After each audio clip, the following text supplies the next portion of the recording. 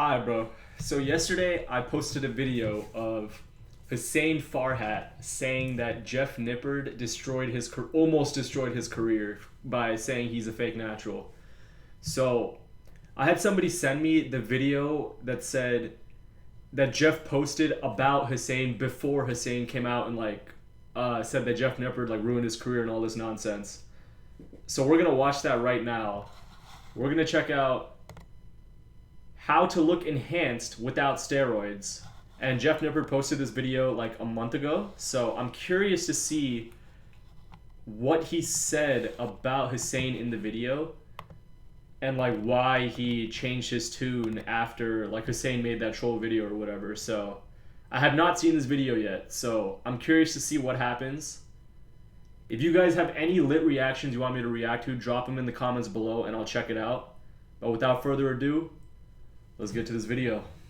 Possible to look like you're on steroids without ever actually taking steroids. I think it is, but a lot of people find that hard to believe. Vast majority of people are saying, there's no way this guy's natural. You just won't be able to convince me there's a single chance he achieved this naturally. So I put it to the test. Oh, there go Julian Fitzgerald. So, cool story about Julian Fitzgerald is he actually used to work out at my gym back home in Dallas. He went to my high school too, so we both went to Coppell High School. So shout out Julian Fitzgerald. I met him when he was 16 years old, and this dude's biceps were the size of my head. So I went up to him and I was like, dude, drop the bicep routine, because what the fuck is happening here? And then he told me that he's been getting steroid accusations since he was 14 years old. And I believe it, bro. I mean, the dude was a freak. And contrary to what people say, everyone who knows him, I know this guy in person as well, and unless the kid was juicing since 14 years old, there's no way that he's not natural. So I give him the benefit of the doubt, and I still believe that he's natural to this day.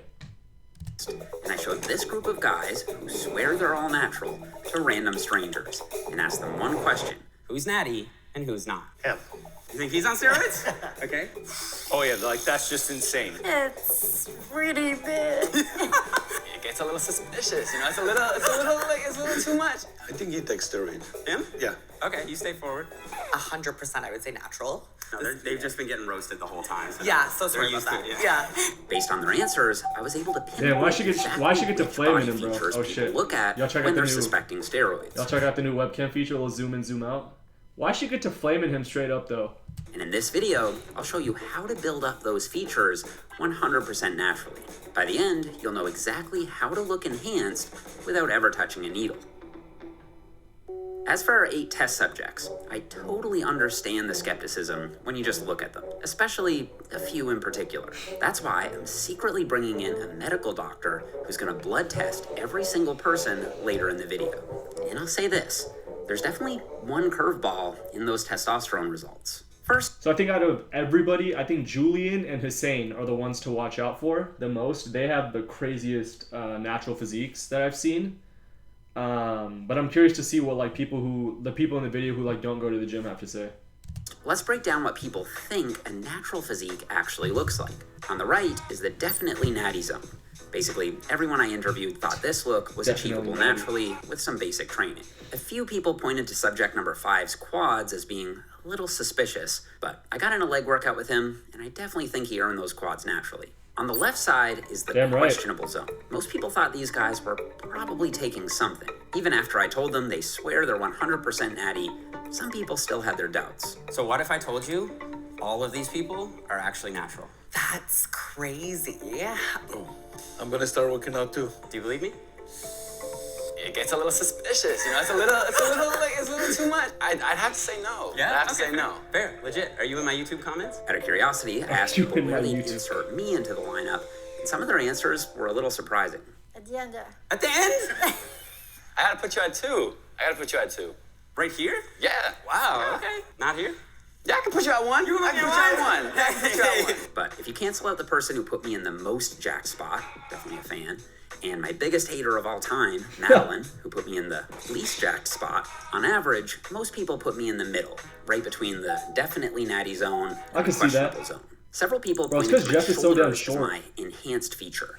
And in my experience, that usually is the first thing that people look for when they're judging whether or not someone's enhanced. Anytime I'm accused of taking steroids, I always hear that my delts look just a little too 3D. Bro, let me say this. I did like over like 50 Natty or Not videos at the gym of just like random people and with influencers too. And the people who you think are taking stuff are usually the ones who claim natural. And then the people who like say that they're on stuff don't have as good of a, like a good portion of the time, they don't have as good of a physique as like the person who's claiming natural. So it's like at this point, I don't really know who to believe, bro, because I've heard it all, I've seen it all.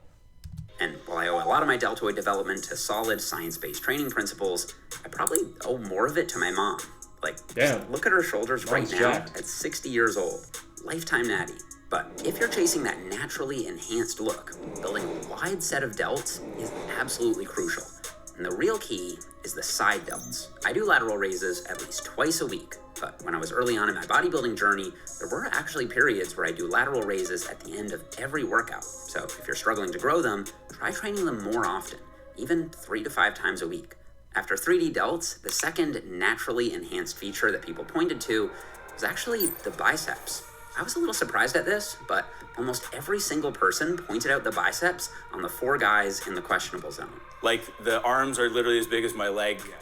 That's like, Bro, straight, that's what I no. said, bro. Turns out that if you're trying to impress everyday folks, having some big peaked biceps might just be the easiest way to do it. Subject number 4 drew a lot of attention for his biceps peaks, so I wanted to see if he had any secret sauce for building those insane 18-inch arms. Literally 18, right on the money. Yes, I was a competitive gymnast. So up until I was like 14. I've got this one photo. I pulled this off my mom's Facebook. You can even see the like delt development. How old are you there? Maybe like 12. Tolga explained to me that he does a lot of preacher curls with forced reps at the end. So once he can't get the weight up on his own, he uses his other hand for assistance and then takes the full weight on the negative. Even though my biceps aren't really a strong point for me. You know, I want to make something very clear with just this peak stuff is like, for like any newbie lifter who's watching, doing forced preacher curls or whatever, you cannot mimic someone with crazy genetics and expect the same results as them. That's not how it works in the gym. I train extremely hard in the gym, but like I don't have the crazy genetics like Hussein or Julian where I could have peaks the size of my head. You know what I mean? It's a lot of this stuff is genetic. You could try and duplicate certain training exercises, I would say, for like to optimally build as much muscle you can for your own physique, but that is a recipe for failure, is like setting yourself up by doing the same workout as someone else and then expecting like similar results to them. Like it doesn't work like that. You know what I mean? So just wanted to make that clear. I did manage to grow them over the last year, according to ultrasound measurements, and I owe a lot of those gains to this exercise right here, Bayesian curls. Do it here. In that position, right? Yeah, keep it locked.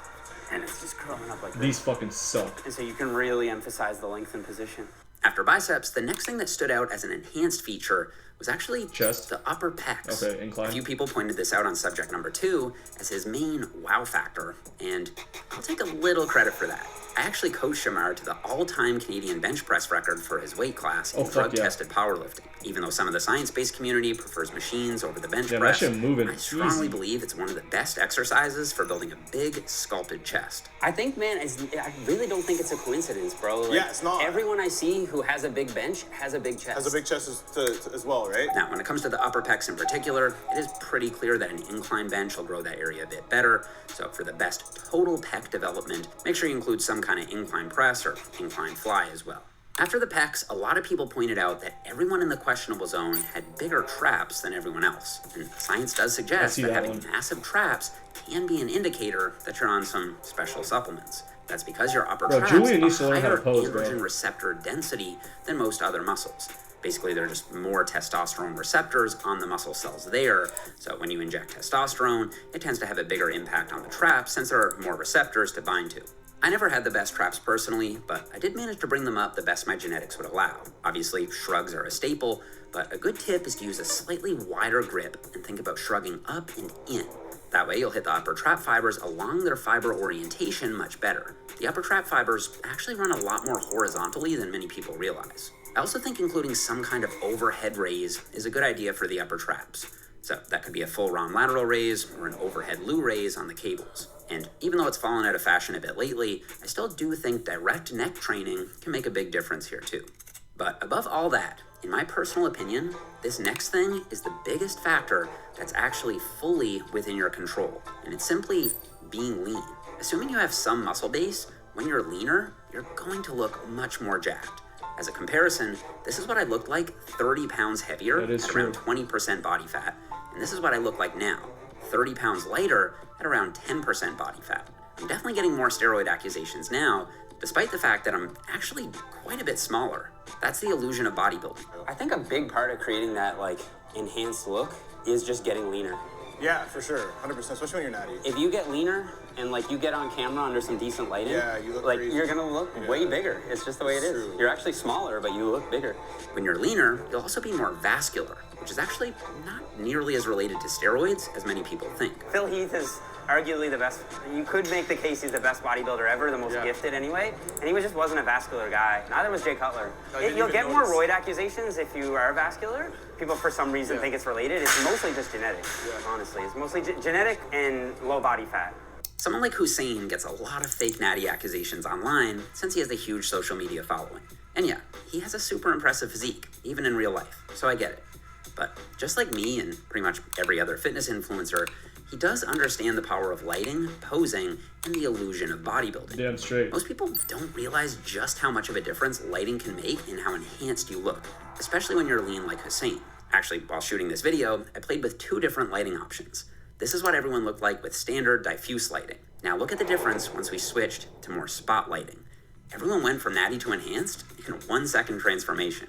Here's another visual. This is what I look like just standing in my kitchen under normal lighting with no posing and being filmed on an iPhone.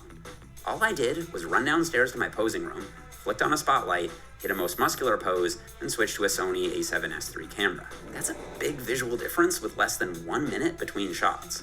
I'm only 155 pounds right now, and when you look at me posing on my own, I think I do look massive, but when you put me into the lineup of other guys that are bigger than me, I think it adds a lot of context. Now, right before I show you everyone's blood work, Bro, Julian let's is talk so about Julian. fucking jacked, This guy's bro. caught the internet by storm. He's just about to go say, but I told Julian, I was like, when I first met him, I told him, I was like, dude, if you take this bodybuilding-ish seriously, and I think he needs to learn how to pose too, but I think I saw him posing with Hani Rambod, so works out. But if he took bodybuilding like extremely seriously and like got his posing down, this dude could win the Olympia. Like that, his genetics are just that crazy. And if he's actually not enhanced, which I do believe, and he does hop on because he wants to pursue bodybuilding seriously, this dude for sure could win the Olympia, bro. Like his genetics are just out of this world. And like he told me that like he wants to do college first and all this stuff, which I respect, but man, the potential is unreal. The majority of people saying there's simply no way he's natural, especially when you consider he just turned 19 years old. Does anybody else like my age here? How old are you? Yeah, 19. You're 19? Okay, yeah. He's 19? Yeah. I've been training for almost as long as he's been alive. I'm gonna max this thing out for him. He doesn't even know where to fit them. Yeah, we're starting to run out of room, but yeah, what's another 10? Brother, what? 360. Let's go. I don't think people realize how much fucking weight that is on the prime back row. You think you'll get it? I don't know. Yeah. I just loaded as much as I could. Tell me on 1, 2, 3, okay? 3, 2, 1, up. Here we go. Woo-wee! That's actually insane. Yo! Fucking crazy, bro. Let's get 5 or 6. 4. Let's go, Julian. Push it. 6. Let's get 8. Come on, come on. 7. Okay, this Let's go 12, maybe. Yeah. Go heavier. Stop. Okay. That's too light for you. You don't do weighted pull-ups? I do. I just You do? 3 plates. You do 3 plates? I don't even know what to say right now. It's just depressing. I'm not sure to be like, if I should be motivated or just sad. But here's the thing. Before you jump to any conclusions, just take a look at this photo. This is Melvin Wells, and this photo was taken in 1949. The first corroborated reports of testosterone use in the lifting community were in 1952. So there's an extremely high likelihood those arms are 100% natty. But if you're really tapped in, You may know that Soviet lifters did use testosterone in the late 1940s, so maybe this guy somehow got his hands on it. One person who definitely didn't get his hands on steroids, though, was this gentleman. And we know that because this photo was taken in 1912, 2 decades before injectable testosterone was ever even isolated for the first time. Not gonna lie, those bicep peaks do look a bit familiar. Here's the thing, some people are just jacked. Just like there's a huge range in height potential, there's also a huge range in muscle growth potential. If we see someone who's 7 feet tall, we don't immediately think they're taking growth. Damn, bro pulled out all the When it subject comes to stuff. muscle mass, people often forget the role of genetics and immediately jump to steroids. Now, I don't want to undercut any of Julian's hard This is a work dope video, and chalk though. it all up to genetics. The dude The way he broke it down and like the education in here, like I respect it. trains like an absolute beast. But I do think his answer to this question was revealing. What do you have for breakfast? I do eat a lot of like protein and stuff like that. Like same thing everybody else eats. Like I go to Wendy's sometimes, you know what I mean? Nothing crazy. Here's what I think. Sometimes, when you combine world-class genetics with super hard training, you really can get to a level of muscular development that some people simply aren't going to believe is possible naturally, no matter what you say. I'm in the gym all the time. Like it's like because somebody's like basically saying, nah, you didn't put in the work, you just stuck a needle in your arm. But Right. I'm like afraid of needles. I hate needles like so much. See, that's how you know he's not enhanced, because he said you put it in your arm and you don't inject in your arm. Nah. So are you planning to stay natural, or have you thought about that? As of right now, I'm just focused on, getting through school. Yeah. And I'm also like a big family dude, so I started a family and stuff. That's what he told me. He's also Once like super everything's religious. kind of, set in stone and I have everything laid out, then I'll be like, all right, cool, let's shoot for Olympia, you know what I mean? For real? Shoot for it. Holy shit, okay. And despite that sounding authentic, I still want a little more confirmation. So while they get their blood drawn, I'll tell you what I'm looking for in someone who's natural. Most healthy young men will have testosterone levels between around 200 and 850 nanograms per deciliter. If you're over 1,000, that's a bit suspicious. Bro, back in my freshman year, I got my test checked. Obviously I didn't play the constants as well as I could have, but dude, I got my test checked like at like 1 p.m. in the middle of the day. Apparently you're supposed to get it like fasted in the morning. But dude, I get my test checked and it comes back at 337 nanograms per deciliter, and like that's when I knew that I had to make a change. Like I actually had to start sleeping well and start eating well and stop drinking. Cause dude, my test was shot my freshman year of college. Like it really goes to show you that your habits like make such a big difference in like how you feel. Because once I like started getting my act together and I started being consistent in the gym, cleaning up my diet, stopped drinking, started sleeping well, my testosterone shot up to like 750. So change your habits and you'll start seeing the results you want. Over 1,200 is very suspicious, and over 1,500 is basically impossible without steroid use. Pro bodybuilders will sometimes go well above 5,000. I've even heard of people going above 10,000, especially if they're not taking other drugs to suppress their levels. All right, now with that in mind, let's take a look at the blood results. Now, for the sake of full transparency, I have to say, there actually was one person who went above the normal range for testosterone. This is the bar graph of everyone's levels, and they ranged from 415 to 689, except for one person who hit 928. Who do you think it was? Julian? It was actually subject number 6, Spencer. Everyone else was in the 400s to 600s. Oh, let's check this out.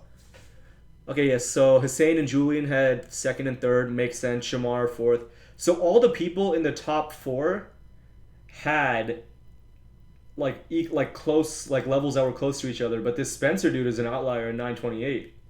Bro fudged the results for real. Spencer's levels were substantially higher than everyone else's. So does that mean he's the fake Natty?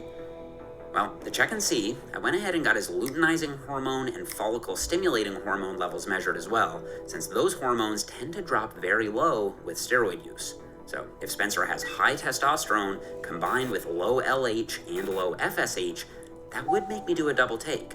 And as it turns out, his LH and FSH levels were totally normal, right in the middle of the reference range. In fact, the LH and FSH levels were all normal for everyone. And to be clear, I definitely do think Spencer is natty. A 928 testosterone level is a bit high, but it's nothing really out of the ordinary for an active young male in their late teens. But more interestingly, and contrary to popular belief, more testosterone didn't correlate with more muscle, at least not within the natural range. And research actually supports this. Studies show that as long as you're within the normal, healthy range, testosterone doesn't do nearly as much for muscle growth as people seem to think. It isn't until you start injecting testosterone and you get to those super physiological levels that it really packs on the size. Now, of course, it's always possible that someone could have used something in the past, but I think the most plausible scientific explanation is that when you combine years of really hard training with dedicated nutrition and the right parents, the results can be super impressive. If you want to maximize your own natural potential, you need to dial in your nutrition. I honestly think just getting your body fat down is probably the #1 thing you can do to look as jacked as you possibly can naturally. I'm using MacroFactor to run my own. Alright, bro. Little sponsor message. Respect the grind, but we not interested. Alright, bro. That was a dope video, man. I really appreciated the attention to detail, all the information, and it gave me a little bit more understanding of like the natural versus not, like how to determine that like scientifically. So shout out Jeff Nippard, fire video. I really wanted to check it out after seeing that Hussein video where he said like Jeff Nippard almost destroyed his career, blah blah blah.